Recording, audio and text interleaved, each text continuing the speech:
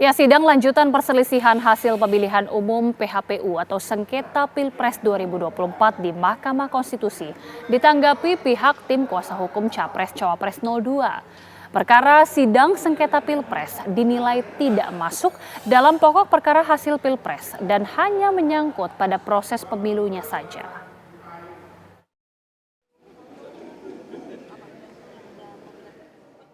Tim kuasa hukum pasangan Capres-Cawapres nomor urut 2 menilai saksi ahli dan saksi pemohon yang dihadirkan oleh paslon nomor urut 01 Anies Baswedan Muhaimin Iskandar dalam sidang lanjutan perselisihan hasil pemilihan umum PHPU atau sengketa Pilpres 2024 tidak dapat menjelaskan pokok perkara. Kami sudah mengikuti dengan seksama. Ketua Tim Hukum 02 Yusril Iza Mahendra kembali mempermasalahkan soal gugatan yang menyangkut proses pemilu bukan pada hasilnya. Pada persidangan ini sudah kami simak baik-baik. Ahli hukum yang dihadirkan di sini panjang lebar menerangkan tentang terkaitan dengan kewenangan-kewenangan pemilu.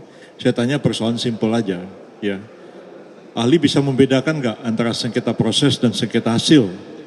Dia bilang bisa, ya. Pendaftaran Pak Gibran sebagai calon presiden itu termasuk proses atau hasil? Itu proses, bukan hasil. Kalau hasil kewenangan MK. Jadi selesai jawabannya. Kalau saya beda, di awal persidangan ini kuasa hukum 01 mengatakan Hotman akan menangis. Tadi malah saya ketawa-ketawa, lucu semuanya. Lucu ya. Karena sepertinya mereka sangat kacau balau dalam membuat saksinya. Yang pertama, mereka selalu mendalilkan peraturan KPU mengenai umur 40 tahun belum dirubah pada saat pendaftaran Gibran. Mereka lupa nggak ada putusan Mahkamah Konstitusi nomor 90 yang mengatakan boleh asal pernah kepala daerah. Dan di pasal 47 Undang-Undang Mahkamah Konstitusi disebutkan putusan Mahkamah Konstitusi berlaku sejak diucapkan. Dikatakan bahwa ada di gelontor. Sementara, Otto Hasibuan menyinggung soal bansos yang selalu diperkarakan oleh penggugat. Ini kan bansos kan dibuat dalam satu undang-undang. Kalau dibuat dalam satu undang-undang, berarti yang terlibat di sana adalah pemerintah dan DPR.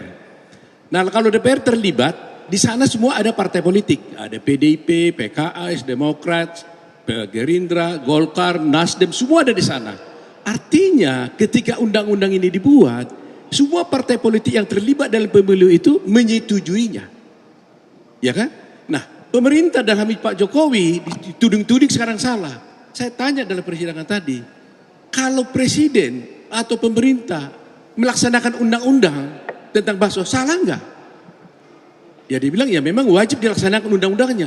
Loh, kalau sudah undang-undangnya harus dijalankan, kalau bansos harus dijalankan, atas dasar apa bisa menyalahkan pemerintah dalam hal ini?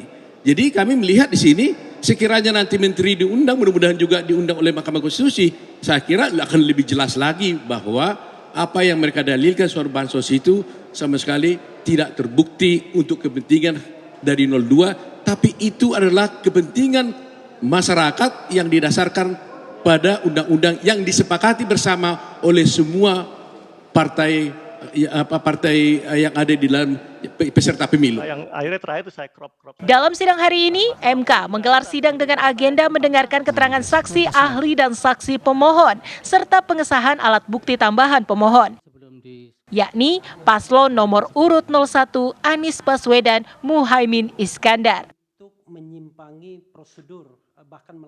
Timnas Amin membawa total 18 orang yang terdiri dari 11 saksi dan 7 ahli.